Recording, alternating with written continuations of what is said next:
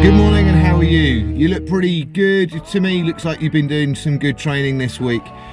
This morning I'm on my way over to Wales to ride a time trial, and I thought it'd be quite an interesting video just to make about what time trialing is and the rich history that we have in the UK with time trialing that dates back to the late 1800s. Time trialing is a type of cycle racing, but rather than the type of cycle racing you might have seen on TV with the Tour de France or the Tour of Britain, where everyone's riding in a big group, what we call bunch racing, a time trial is an individual race where you ride on your own from point A to point B, and it's the fastest rider who gets the win effectively. So today I'm riding over in Raglan. It's what we call a DC course, or a dual carriageway course, which is straight down a dual carriageway to a roundabout and then back up, and this one's a 10-mile race.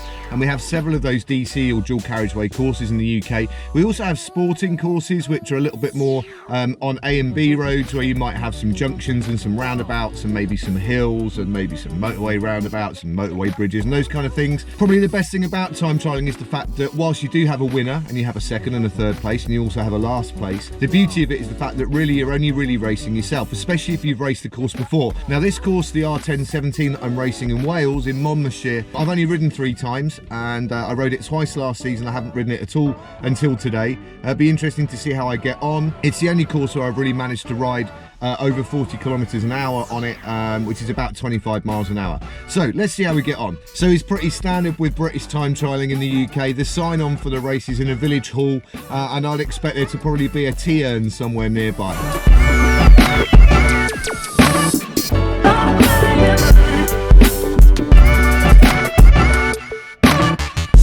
Okay, I think I'm ready. It's always hard to kind of make sure you got all the bits ready. I think I'm pretty much where I need to be now. So I better get my backside down to the start line, otherwise I'm going to be late.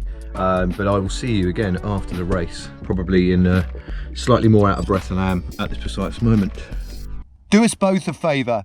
Hit subscribe and the notifications bell. Then every week when I release these videos, you'll get sent it. And also hit the like button if you like this video. And if you do that, I promise you, I'll get faster.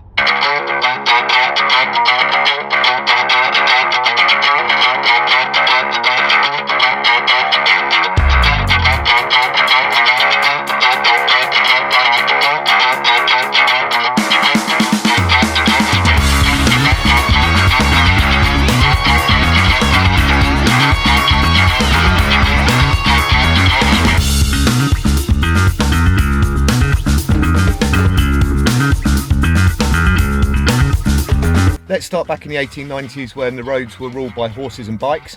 There were loads of mass start bike races around in the 1890s, often with up to 100 people taking part. And then in 1897, due to sort of fears for the safety of horse riders, mass start racing in the UK was completely banned.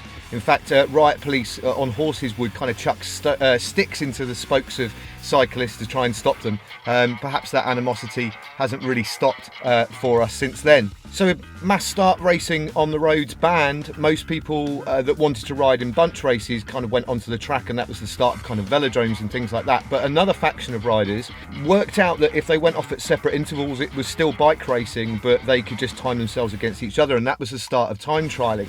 They'd go off at 1-minute intervals. They would start at dawn, so that there wasn't any kind of police presence around. There wasn't any traffic. They'd use codes that have stayed to this day. So today I rode the R1017. You got the Q1025, the infamous U718 up in Hull, which is where the 10-mile record has been set. So you had these two factions. You had the bunch racers and you had the time trialists, and this is going back to 1890 Victorian times. So for us in the UK, time trialling's been around an awfully long time, over 100 years. And that's pretty much how it continued until the 1940s, when during the war there was less traffic, so people started riding on the roads again.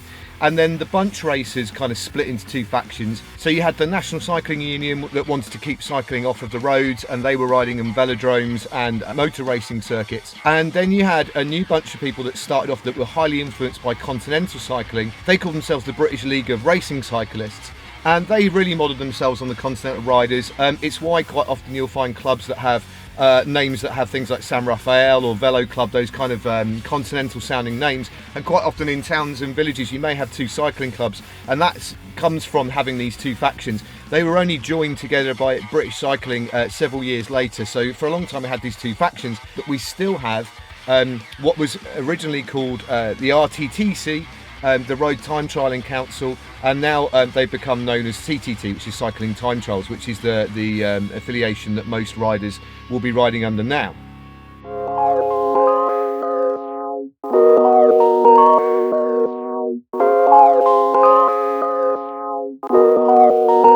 Hi, I'm Jennifer George. I rode the TT today. I probably could have gone a bit faster. I went out a bit hard, and it was a little bit windy. Roughly a minute off my PB, so yeah, not my fastest time, but it's a different course, different day, different conditions, so I'm pretty happy. Good. How long have you been riding time trials? Oh, only about a year and a half, roughly. So I'm pretty new to time trialling, and I've been sort of slowly but surely trying to get better and better.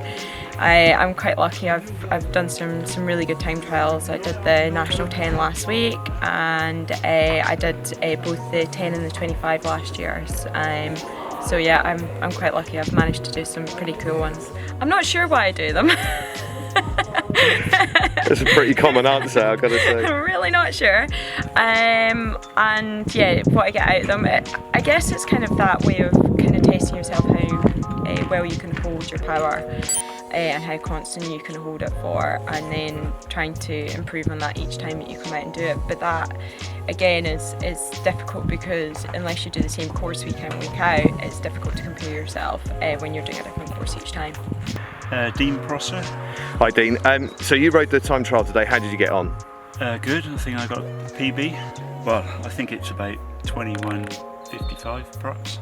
That was about 4 years, and just like going fast, and the challenge of it really, I'm hooked. Yeah, I don't know why really. My name's Adrian Brooks.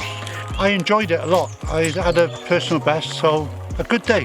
I've been riding, this is my 5th time trial, and I love competing. So it's just as simple as that, and with time trials you compete against yourself, not against others. I'm Steve Landig. Season's average for me. Okay, have you ridden this course before? I have, yes. How long have you been riding time trials, and why do you ride them? Since about 95, and just as a way of getting into cycle sport through a friend I knew at the time. It's just me against the watch. Everybody else is immaterial.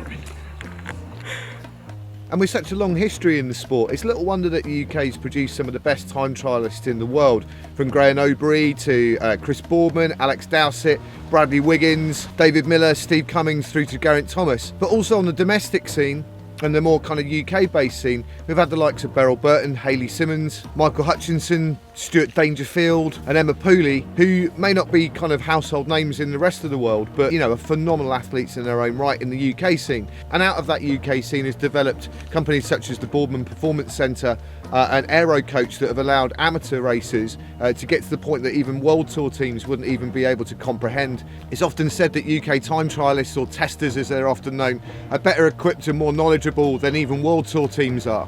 The UK scene often attracts people from abroad. So, for example, Marcin Bielobłocki, Polish time trialist extraordinaire, holds the UK competition records for 10 miles, which he's ridden in an astonishing 16:36, 25 miles, which he rode also in a blistering 44:04, but he also holds the 50 and the 100-mile records. When New Zealand Olympic rower Hamish Bond decided to get into the time trialling scene, he moved from New Zealand to the UK to get his chops up. But it's not just for those high-end racers. You get people on normal road bikes just taking part week on week in club races and in open competitions, just to kind of challenge themselves. It's not all about aero helmets and watts and power meters.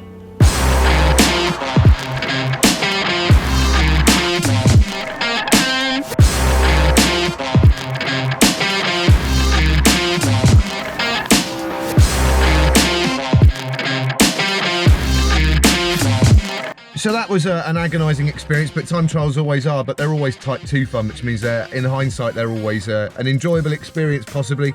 The first 3 or 4k felt a little bit too easy maybe, and then coming up to the turn it felt like I wasn't going to be able to hold what I was doing. It just everything felt wrong. And then I did the turn and just thought, well, I've got to get home now, and rode the last half, which I always find a bit of a struggle on that course, I actually found I was able to really keep a constant power.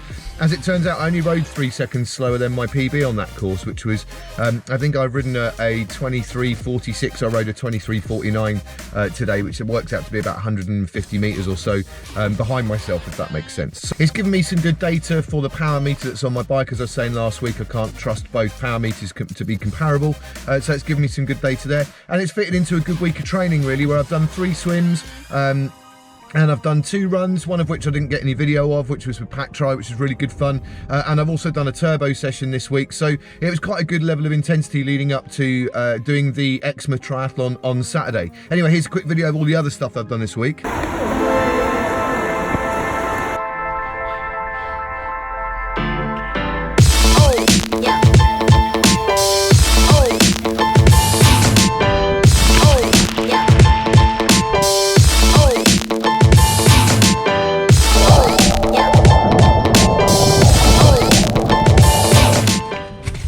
So all that remains now is to get myself home and have a shower, going out to meet an old friend of mine who I haven't seen for a while tonight.